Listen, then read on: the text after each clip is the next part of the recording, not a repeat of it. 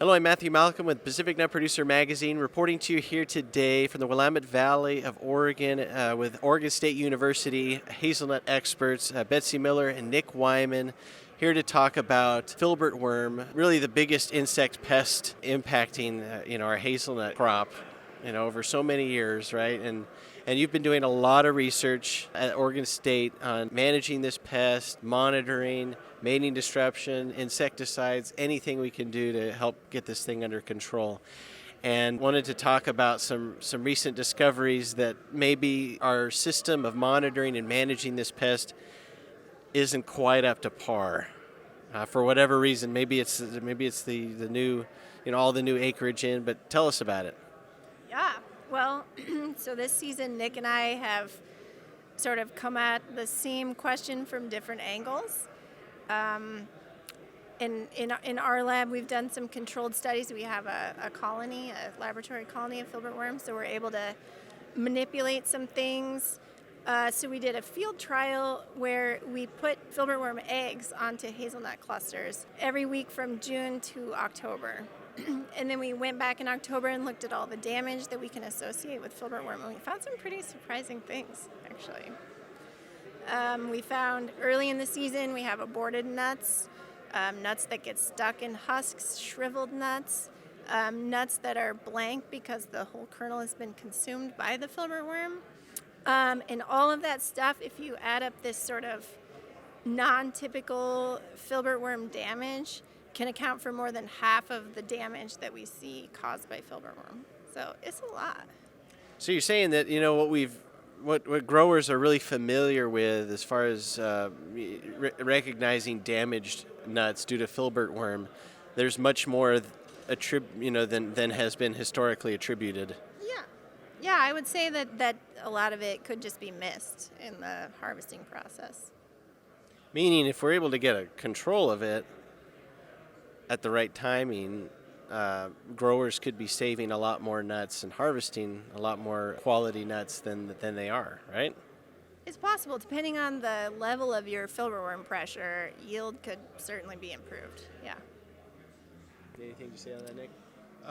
Well, I would just say that it's really cool that Betsey found these results by caging the insect on nut clusters. And then our approach was to go out in the field and see if we could actually observe when eggs were occurring, and when we were collecting shoots from the field, we're able to detect the eggs and the larvae, and our results lined up almost perfectly with what Betsey was finding, in that we were finding eggs much earlier than we expected, at times when there aren't even really nut clusters on the tree yet. We also found that the larvae can subsist just by eating the leaves, and so they may not even need to eat the nuts in order to reproduce. And so that's a kind of a new concept for our industry from both of our projects, that we're actually getting all this early damage that is actually affecting our yields.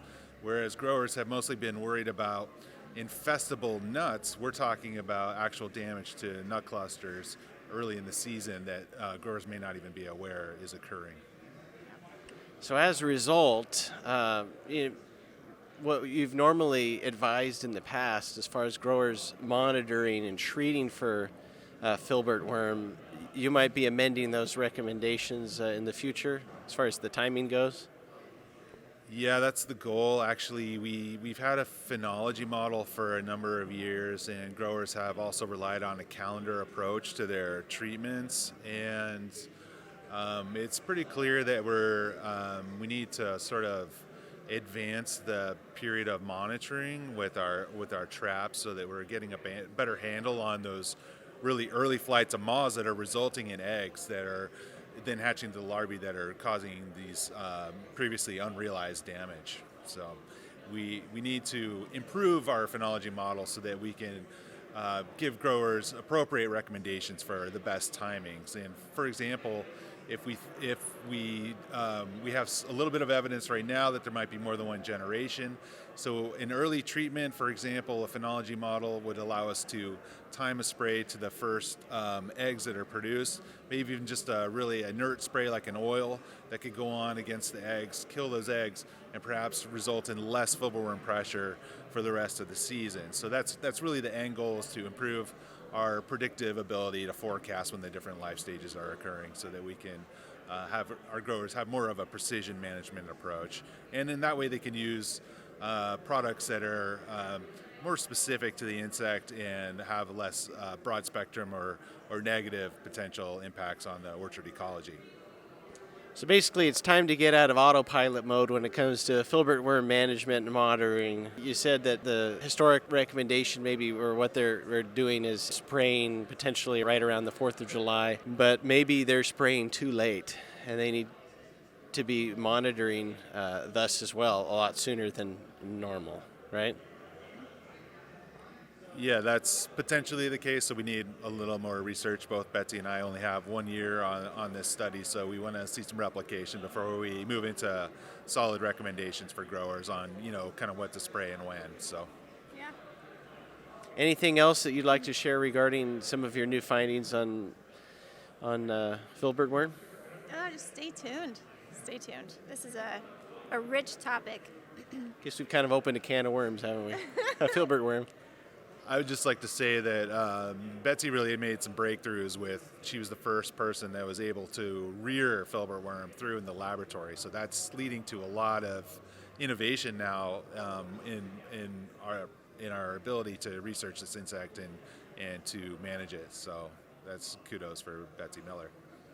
Well, way to go, Betsey. And you're right. If you're able to do that, you can monitor and figure out their life cycles and discover so many new things. You've been doing a lot of great work in mating disruption. We really appreciate the efforts of Oregon State University. Stay tuned, read more about this information and the research coming out in Pacific Nut Producer magazine. I'm Matthew Malcolm, PacificNutProducer.com.